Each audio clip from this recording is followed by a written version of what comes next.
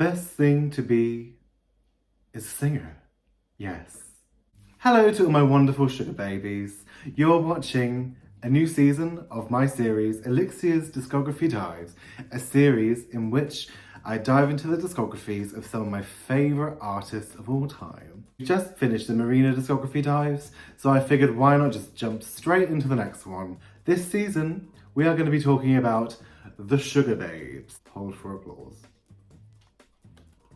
The Sugababes are one of the most successful girl groups to come from the UK. They are one of my all-time favourites. They are definitely the soundtrack to my teenage years. And despite having a somewhat rocky turnover in staff, shall we say, they did last for a good 10 years, releasing bop after bop, continuing to sell really well. And they were definitely a group responsible for some of the best songs that the 2000s had to offer. I've been a fan of the Sugababes pretty much ever since I first saw them sing Overload on Top of the Pops on their stools, doing the iconic turning to the side choreography and looking like they couldn't give any less of a shit. And of course, being a Sugababes fan since the beginning comes with several ups and downs. We've had members leaving, we've had reunions then being delayed, we've had leaks, we've had years of radio silence, but we finally have something to cling on to. To celebrate the 20th anniversary of One Touch, their debut album, which actually happened last year, but they had to delay plans, I think, just because of the Pamela-demic. On the 1st of October, they are re-releasing One Touch as an expanded 20th anniversary edition, including several new remixes, plus some demos that have never seen the light of day until now. To say I was very excited at this announcement was an understatement. Yes, of course, I would prefer like a brand new album of original material, but I feel that in releasing this anniversary release, hopefully that's gonna maybe sow the seeds, as it were. Several other groups like Take That, All Saints, Steps, initially reunited as just a sort of like a one-off thing and then moved into doing like a proper album afterwards. So fingers crossed, Sugababes follow suit. And of course, my name is ElliXia Q Valentine. If you didn't already know that, don't forget to like, comment, subscribe and all that stuff. Follow me on things. You know what to do. Yeah, anyone who knows me knows I am a Sugababes fan and a human being second. Seriously, one of my main talents is shoehorning the Sugababes into any conversation. I'm very good at that. Ask anybody who knows me and they can confirm that for you as well. If I was on Drag Race All Stars, you know, they do the variety talent show on the first episode of every season, I think my talent would just be walking out onto the stage and talking to RuPaul about the Sugababes for half an hour.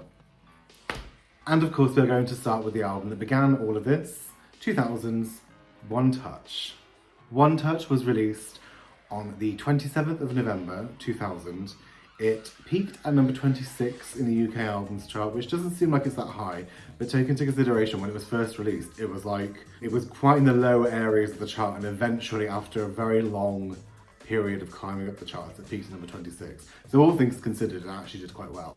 The album yielded 4 singles: Overload, New Year, Run for Cover and Soul Sound. This is the only Sugababes album to date to feature the original lineup of Mutia, Keisha and Siobhan. More on that later on. And this was also their only album to be released with London Records, as they were dropped after the album didn't meet the expectations, unfortunately. Today's look is inspired by the album's overall vibe and aesthetic. Sugababes weren't generally a girly pink kind of girl group, but the sort of styling of this album, you know, like with, you know, you've got like the flower that looks a bit like a cat's bum, you've got the pink-ish imagery, so I figured go for like pink and flowery. And I also wanted to go for a sort of auburn kind of colour in homage to Siobhan as well. One Touch is considered by a lot of fans and critics alike to be the best Sugababes album that there is. Mutia herself has even said it's her favourite as well. The album was recorded when the girls were only 15, 16 years old, so they would record the songs for the album and then go to school the next morning. They'd be doing their homework on the way to and from the studio. And that's just mad to think, like, school's stressful enough. School's stressful enough when you're not a successful pop star. Like, I don't know how they did it, to be honest. Because it wasn't all glitz and glam, as the girls could only work something like 72 hours a year, I think, because of laws, because they were under 18. And there was some not so nice things going on behind the scenes as well. As I mentioned before, this was the only album they did with Siobhan. Siobhan left in August 2001, so actually 20 years ago, more or less. I don't know the exact date, but she wasn't particularly happy in the group. The talk of her and Keisha not particularly getting on very well, and Muttiah and Keisha inventing a secret language that Siobhan didn't understand, which is really mean if that is true.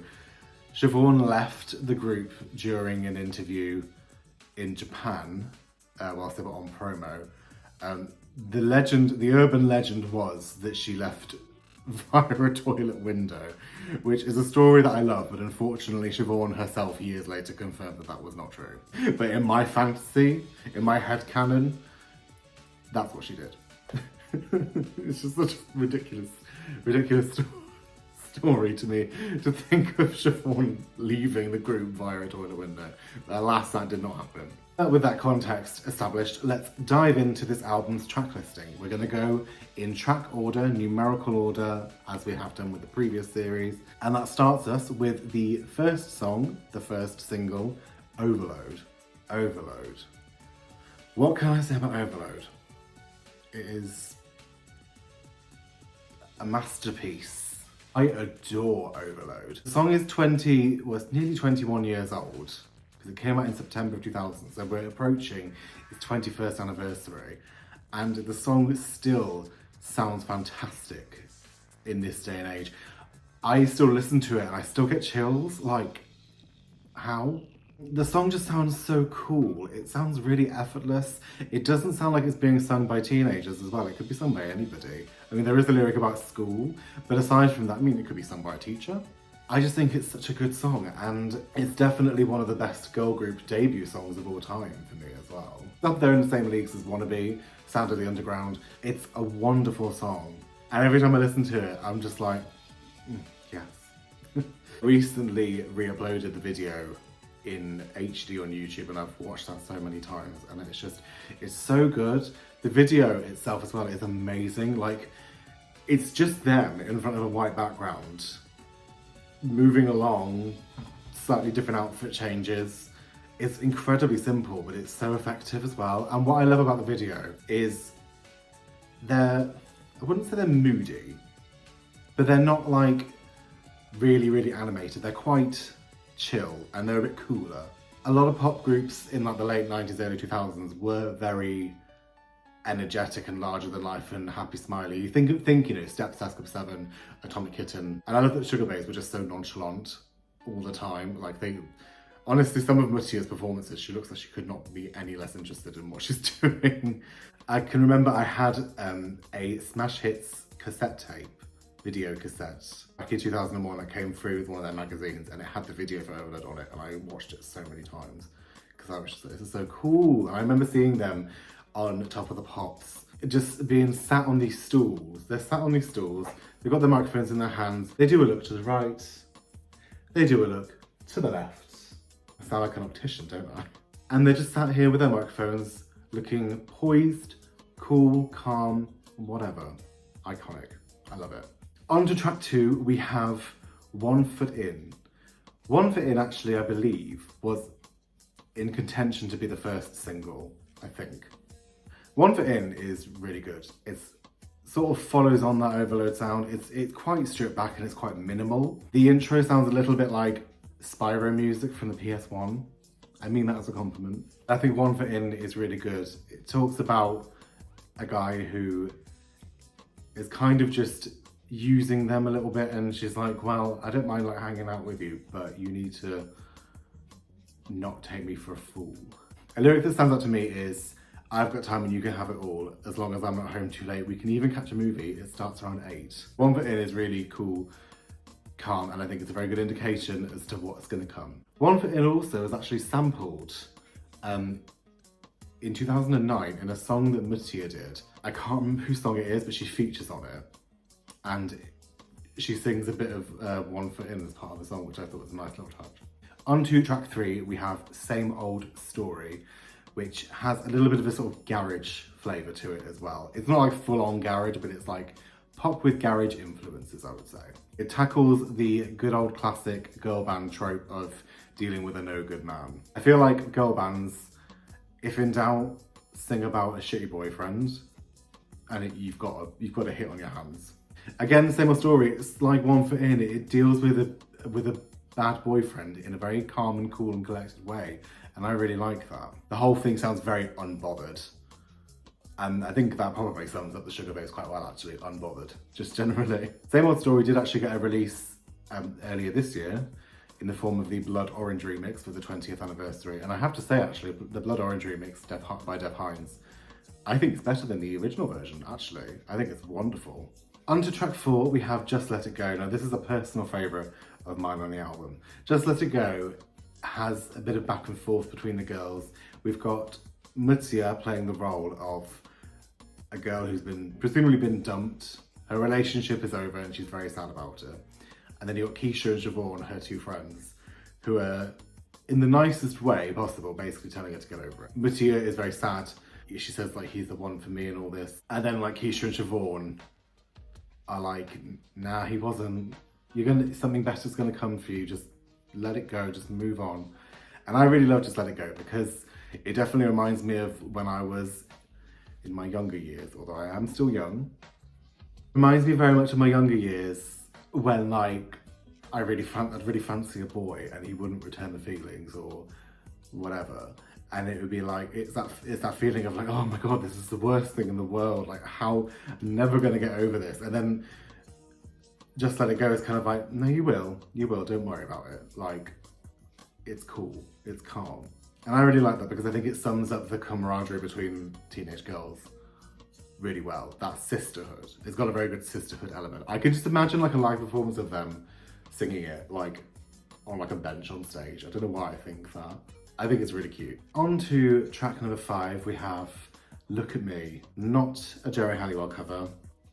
In fact, it's probably a very, very different song, like the opposite end of the spectrum to Jerry Halliwell's song. Look at Me deals with that theme of needing to sort of fly out of the nest, as it were. It's a song directed at a parent where they are singing about how their parent sort of needs to let them go because it won't be good for them if they smother them, you know, try and keep them too close. I haven't got any kids, but I can imagine it's difficult to let your kids fly the nest effectively because you just want them to be safe and okay, and it's probably hard to realise that you need to let them do that on their own. I think it deals with the subject really well of needing to make your own mistakes because that's the only way you learn. And it's addressed with maturity as well. It is the kind of song that I think only this generation and era of Sugababes could get away with. If this was done any later, it'd probably be a bit weird. But I think it addresses a potentially sensitive subject very well. On to track number 6, we have Soul Sound, which was the album's 4th and final single, released in 2001. Soul Sound is wonderful. It's the perfect song to listen to on a nice summer's afternoon. Window open, sun coming in, Soul Sound, bliss. The song isn't particularly deep, it just sings about loving music. And it's very, very simplistic in terms of its arrangement, but it's so nice, I don't care. Like, their vocals sound great together, the harmonies. I love singing along to Soul Sound and trying to sing all 3 harmonies at the same time with my singular voice. The song reached number 30 in the UK. Not their lowest charting song, but it was their lowest selling song, I believe. And it was the last song to be released before Siobhan opened the toilet window as well. I mean, just left.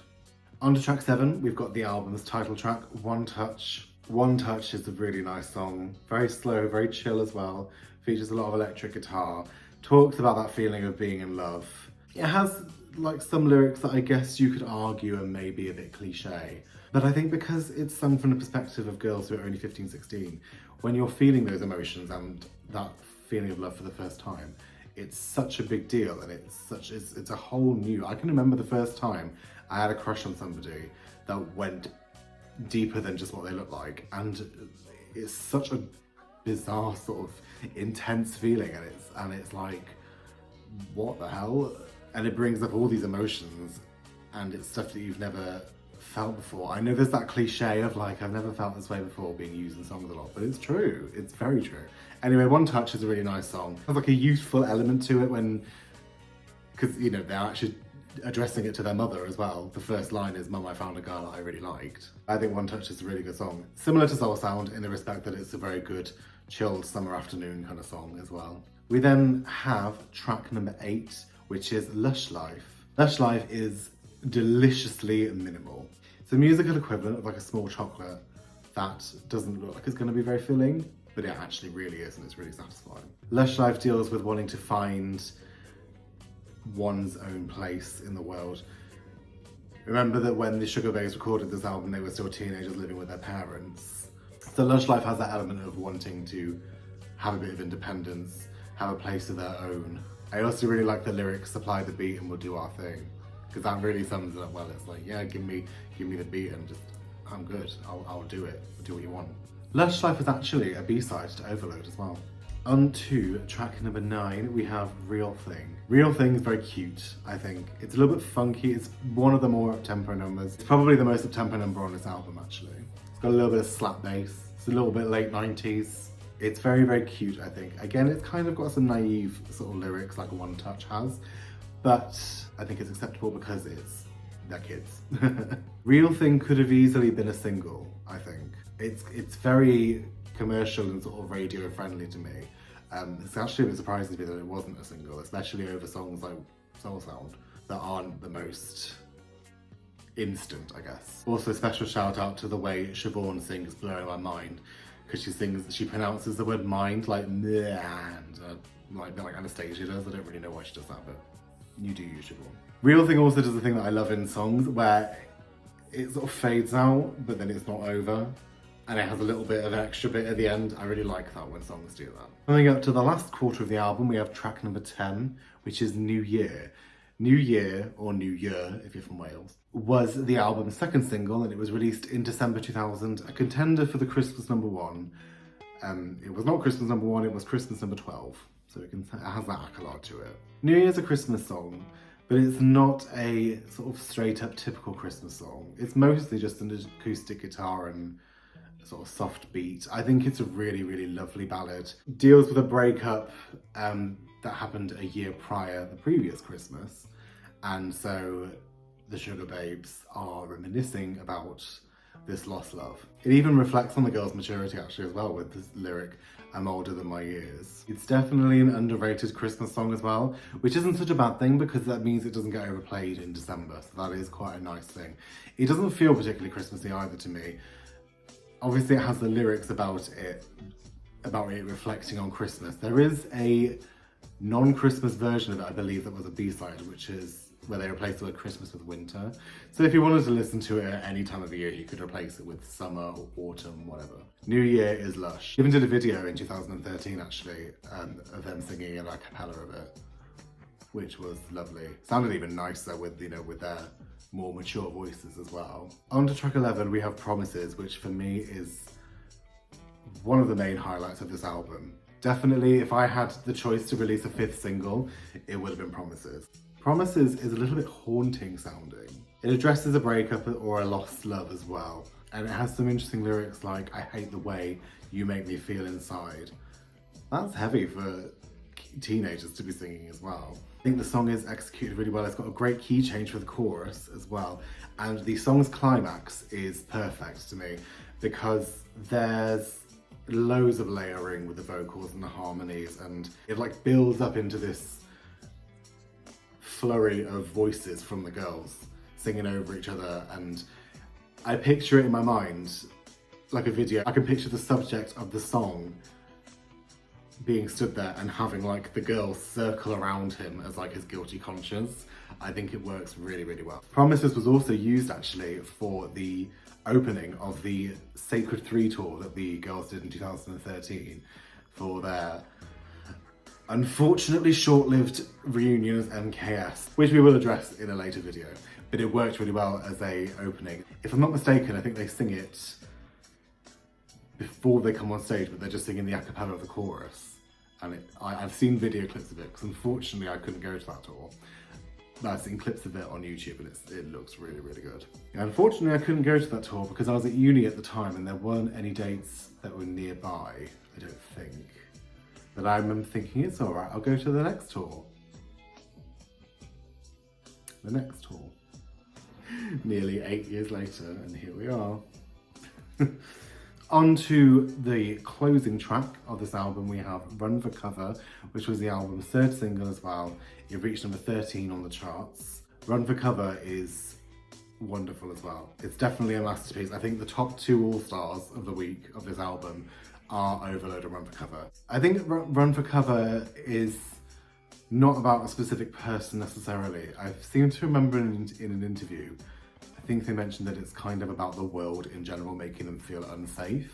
I think it's great. Again, it's got lyrics that are way beyond their years, that are quite dark, and it's quite intense as well. It really addresses that anxiety of living in an unsafe world, and I think it does it so, so well. They sound wonderful on it as well, their harmonies. We also got the Run for Cover M&EK remix that came out this year. That was the first song we heard from this new repackaged One Touch as well. Run for Cover really is just a magnificent song. Run for Cover and Overload, and actually by extension One Touch, is such a good, solid, cohesive album that I think like it's really hard for me to put it into words. So just listen to it and you'll see what I mean. That's it for the main track listing, but we do have some B-sides to get through as well. We already touched upon Overload, which had Lush Life as a B-side. New Year had 3 B-sides.